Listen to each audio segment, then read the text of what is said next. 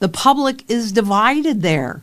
There's some that actually were enamored and supported the Ayatollah, and many that were oppressed by him. So you have sorrow and joy, fear and hope, and the rising threat of this broader war perhaps being the final trigger, making World War III fully visible.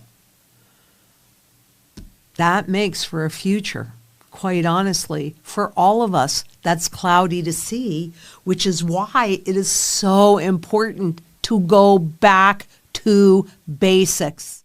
Welcome back, everybody. And if you are brand new here, you picked a great day to show up. So we are jumping into a video from Lynette Zang today, and she is making some claims that honestly stopped me mid-scroll. She is saying that gold's true fundamental value sits at $36,000 per ounce, and that what you are watching drop on your screen right now is not gold losing value.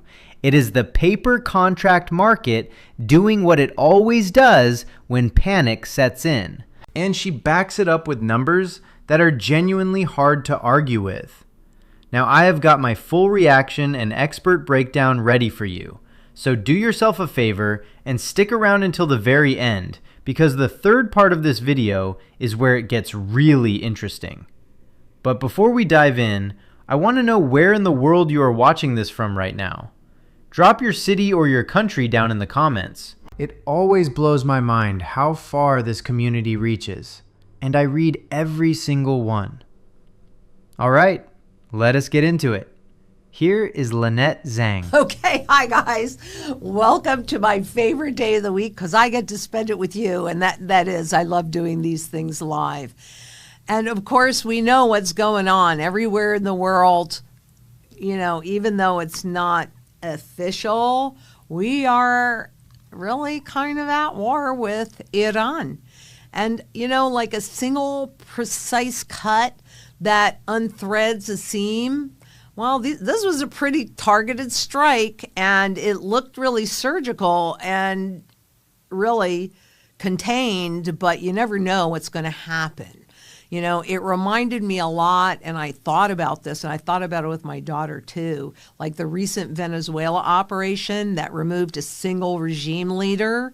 Well, it really begins with the targeted strike, but it is not quite like Venezuela. And I want you to understand, I am very glad that Ayatollah Khomeini, and maybe I should not, this is not my, okay. This was not a person that was good to the public, right? However, I'm seeing some things that have me concerned, and it's not even about this war. I'm going to come back to that. Just hold on to it.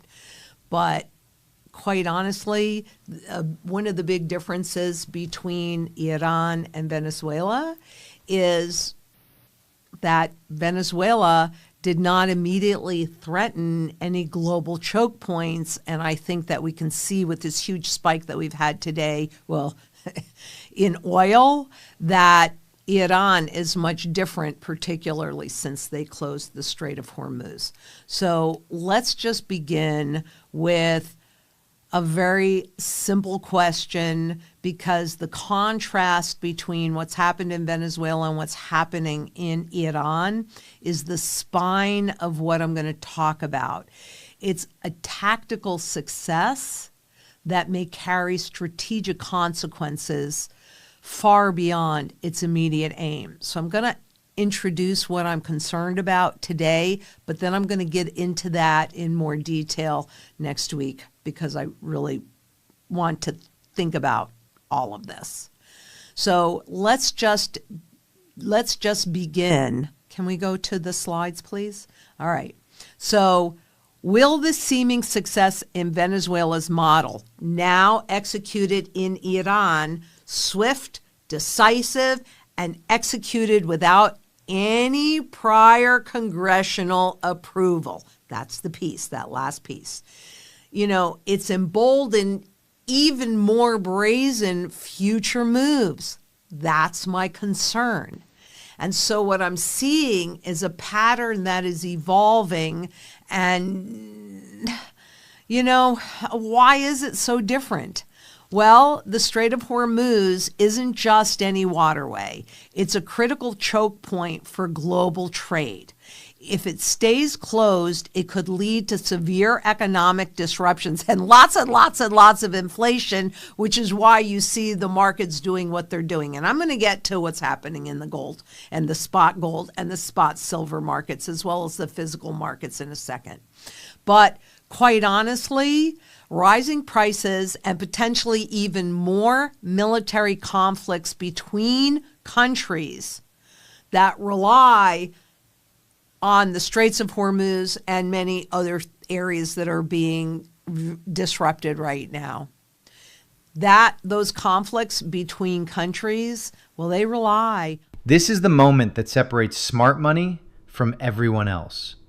Because when Lynette said this is a tactical success that may carry strategic consequences far beyond its immediate aim, she just described every major geopolitical shock that has ever rattled global markets.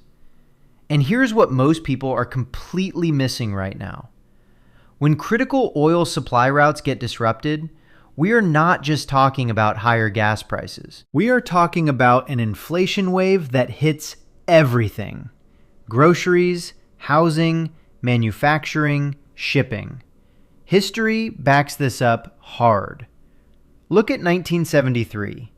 The oil embargo did not just spike crude prices, it triggered the worst stagflation the modern world had ever seen. Gold responded by rising over 500% in the following years. So when you see geopolitical tension touching major energy choke points today, your portfolio needs to be asking one question: am I protected or am I exposed?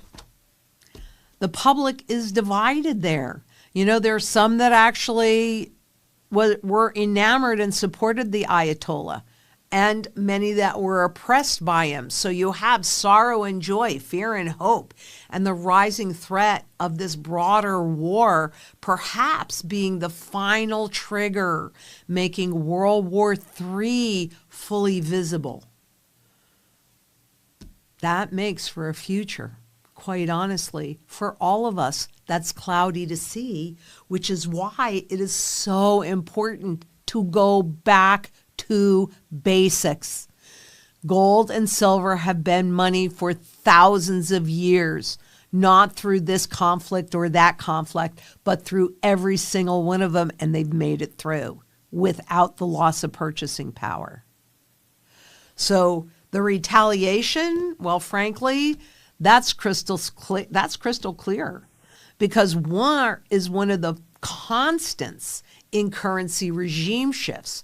And what you're looking at here, I just pulled this morning, so I have no annotations on it, but you're looking at where Iran has dropped bombs and where the U.S. and Israel have dropped bombs into Iran. Look, it justifies inflation. They can point a finger and go, well, it's not us doing this, even though that's what they are going to do and that they do. It's the war and the absence of transparent collective decision-making that amplifies the perception that force, without going through required channels, it's viable. Do what you want and then ask for forgiveness later. It's a lower cost tool because it can happen just like that. And I mean, the question is, once things are done, can they be undone? Maybe, maybe not. It kind of depends. But what about that ongoing shift in global allegiances? Does this not solidify that? Because unlike the Venezuela case, the theater here touches critical global choke points and critical global leaders. Here is the UN saying, no, we don't go along with that. Now, this is one person in the UN, not the whole UN. But President Trump threatens Iran with a force never seen before. And while we were told that this is just going to be about a 4 or 5 week operation, President Trump foresees extended attack on Iran as U.S. adds troops and jets to the region. Is this going to be a constant war like we had in Afghanistan? I don't know. I just happen to have one of the Iranian rial currencies, that 10,000 rials that have absolutely zero value. I can't buy anything with this. And is that going to get worse for the people of Iran, whether they were abused or not abused? This is a huge deal and used to justify a lot of what's going on, because Congress, well, what if they are actually forced to now grant this war? We just went through the strike down of the IEEPA, the EPA tariffs. Well, that kind of would give President Trump a much broader base. You need to understand what is really happening here. Lynette said gold and silver have been money for thousands of years, through every single conflict, without losing purchasing power. And that is not an opinion. That is a documented historical fact that Wall Street does not want you sitting with too long. Because here is what the data actually shows. During the 2008 financial crisis, spot gold dropped sharply in the initial panic, just like we are seeing now, and then exploded over 170% in the following 3 years. The sell-off was not weakness, it was opportunity. When stock markets implode and margin calls flood in, traders dump whatever they can liquidate fast. That is spot contracts, not your physical metal. Those are two completely different things. And if you are watching paper prices right now and feeling nervous, this is the part most people are missing. The paper price and the real value are not the same number. They have not been the same number for a very long time. 35.21% above that 200-day moving average. And remember, 10% is a lot. So all of these normal corrections are just giving that 200-day moving average a chance to catch up. But you also have to understand that when stock markets and bond markets implode, when they go down, right, then these entities that bought these contracts on margin, right, in other words, bought these contracts with borrowed money, they have to come up with more money. And so they sell off the contracts that the market will bear. And so here, what you're looking at in this chart was this morning with spot gold down about $53 or $153, something like that. It still doesn't even take us near that 200-day moving average. And a lot of it, U.S. equity indexes fall sharply in early trading. They needed to come up with money. It's that simple. This is for a trade. What you and I are talking about is a strategy, not a trade. It's a long-term strategy, and it's based on many things. But you guys know, like silver, there is a finite amount of gold, and it's used in 33 different corners of the world, probably more. Those were just the ones that I could think of. And it is the anchor. So it's not nearly as volatile as silver, but you got to have both. And the Zang International sound money strategy is built in layers. That, yep, it does. It includes a level of cash, and I'm showing you the Iranian rial that I can't buy anything with. And I'm also showing you my Zimbabwean $10 trillion note that I can't buy anything with. And let's face it, even dollars, where when I go to look for them, I don't know why I can only just find the small ones. But there was a time when $100, that was a lot of money. You could buy all your groceries you needed for a week and then some. Today, The only reason why any of it has any level of purchasing power is because you're still willing to work for it and use it as your tool of barter. But that too is going away, because what all of this will do is create much more rapid inflation. And when they talk about inflation going down, I love how they use those terms, because in your mind, when you hear, oh, inflation is down, what you think is prices have cut back, but that's not really the case, and that's not what they mean. What they really mean is that the rate and speed of the increase has slowed a bit. Well, this will speed it up. It'll speed it up in droves. And keeping in mind that in any con game, you got to have that confidence, and you got to have that new money.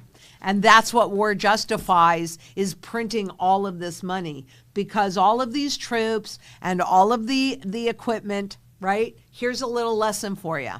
There are two types of debt. Self-liquidating debt.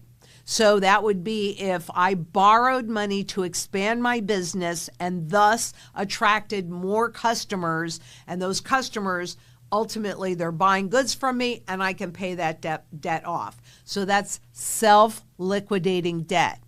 But all of this is all what's called non-self-liquidating debt. So they build a bomb that costs however much, millions, billions of dollars, and they blow it up. Well, they're never getting that money back. Oh, this is the call that changes everything. When Lynette said the true fundamental value of 1 ounce of gold is $36,000 and silver at $1,800, she is not throwing out random numbers. She is using total global debt as the proxy for how much fiat currency actually exists versus how much physical metal is available to back it. And when you run those numbers honestly, what you are looking at today is not an expensive gold market. You are looking at a clearance sale on real money. Think about that for 1 second. Every time central banks have been forced to revalue gold historically, from Bretton Woods to the Nixon shock, the price did not inch up. It reset overnight.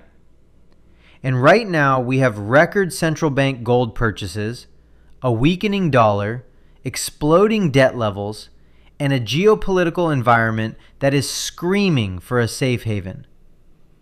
Silver sitting under $35 an ounce, while industrial demand is consuming it faster than it can be mined, that is not a warning sign. That is a gift. The question is not whether you should hold physical metal. The question is whether you are going to act before that window closes. So what do you guys think of this? Leave your thoughts down in the comments. Please like and subscribe, and I will see you in the next video.